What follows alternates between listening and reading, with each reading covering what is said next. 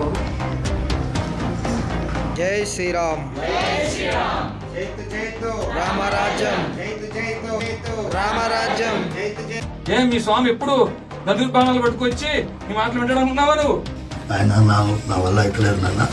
నేను ఎగ్జామ్లో ఫెయిల్ అయినాను. పనికిరాను అన్నావు కదా, నేను పనికిరా. చెప్పింది వింటూ నేర్చుకో. ఇలా చూడు, అవకాశం ఇస్తున్నా, ఉగాది వరకు సమయం ఇస్తున్నా నీకు. అయ్యా మీ రాముడు అంత అందం మాకు లేకపోవచ్చు నాయన, కానీ మమ్మల్ని పంపించిన వాడు హరిగుణ మణిమయ స్వరములు గళమున శోభిల్లు భక్త కోడులిలలో.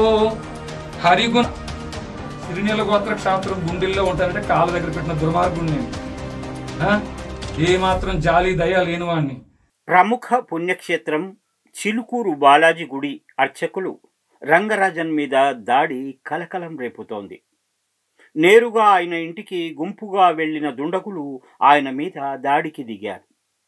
రామరాజ్యం ముసుగులో చేసిన అరాచకం అంతా ఇంతా కాదు. దీని వెనుక భయంకరమైన కుట్ర దాగి ఉంది. అది తెలుసుకోవాలంటే ఈ వీరరాఘవరెడ్డి అసలు చరిత్ర తెలుసుకోవాల్సి ఉంది. ఉమ్మడి తూర్పుగోదావరి జిల్లాలోని అనపర్తి ప్రాంతం ఫైనాన్స్ వ్యాపారానికి పెట్టింది పేరు.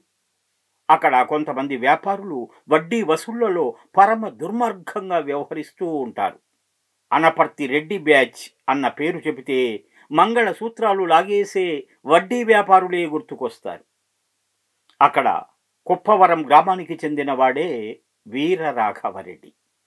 వడ్డీ వ్యాపారిగా మొదలుపెట్టి కిరాతకంగా వడ్డీలు వసూలు చేసేవాడని అక్కడి వారు చెబుతుంటారు.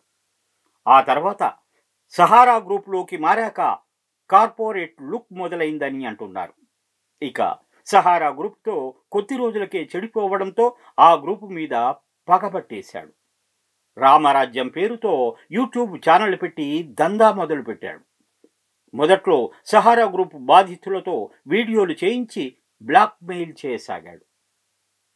యూట్యూబ్ ఛానల్లోనే కాకుండా బయట కూడా సుప్రీంకోర్టును దూషిస్తూ వీడియోలు పెట్టేశాడు. ఈ క్రమంలో తప్పు చేస్తున్నావు అని చెప్పిన ప్రతి ఒక్కరిని దూషించడం, వీడియోలు తయారు చేసి సోషల్ మీడియాలో సర్క్యులేట్ చేయడం మొదలుపెట్టాడు. ఈలోగా భగవద్గీతలోని కొన్ని శ్లోకాలు బట్టి పట్టాడు. వాటి సాయంతో గుడుల దగ్గరికి వెళ్ళి అక్కడ పూజారులు ధర్మకర్తల్ని బెదిరించడం మొదలుపెట్టాడు. వీడియో ఇంటర్వ్యూ అని చెప్పి వాళ్లను పప్పీషేం చేసేయడం, ఇలా చేయకూడదు అంటే తమ కోరికలు తీర్చాలని బ్లాక్ మెయిలింగ్ మొదలుపెట్టాడు. హిందూ మతంలోని అంతర్గతంగా గొడవలు లేపాలన్నదే వీరరాఘవరెడ్డి గ్రూప్ టార్గెట్.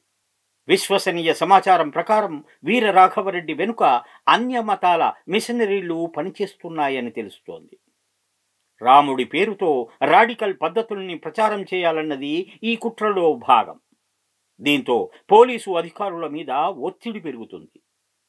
అటువంటప్పుడు జై శ్రీరామ్ అనే ఇతర రామభక్తుల మీద కూడా పోలీసులు ప్రతాపం చూపిస్తారు. చివరకు రాముడి పేరుని, రామభక్తుల పేరును బదనాం చేయాలన్నది ఈ అన్యమతాల కుట్ర. శైవ వైష్ణవాల మధ్య తగాదా పెట్టడం, ఆంధ్ర తెలంగాణ మధ్య గొడవ పెట్టడం, కులాలు వర్ణాలు మధ్య తగాదా పెట్టడం కూడా వీరరాఘవరెడ్డి స్కెచ్లో ఓ భాగం. గతంలో రాముడు ఆంధ్రుడు అని, తెలంగాణ వాళ్లంతా వచ్చి సేవలు చేయాలని వీడియోలు వదిలాడు. ఈ వీడియోల చాటున అన్యమతాల కుట్రను పూర్తిగా అమలు చేయడమే అతడి లక్ష్యం. అందుకోసమే కొత్త వేషాలు కట్టి గ్యాంగులను ఏర్పాటు చేసుకున్నాడు అని తెలుస్తోంది. తాజాగా చిలుకూరు బాలాజీ గుడి అర్చకులు రంగరాజన్ మీద దాడితో ఈ బండారం బయటపడింది. మొదట్లో కొద్ది రోజుల పాటు రంగరాజన్ మీద సోషల్ మీడియా వేదికగా మాటల దాడులు చేశారు. అయినా లొంగకపోవడంతో ఇంటి మీద పడి భౌతిక దాడికి దిగేశారు.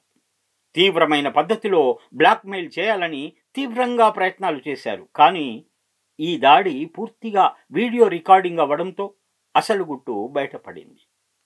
మొత్తం మీద వీరరాఘవరెడ్డి ఎపిసోడ్తో ఇతర మతాల కుట్ర ఒక్కసారిగా వెలుగులోకి వచ్చింది.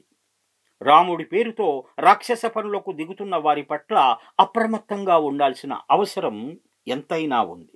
తస్మాత్ జాగ్రత్త.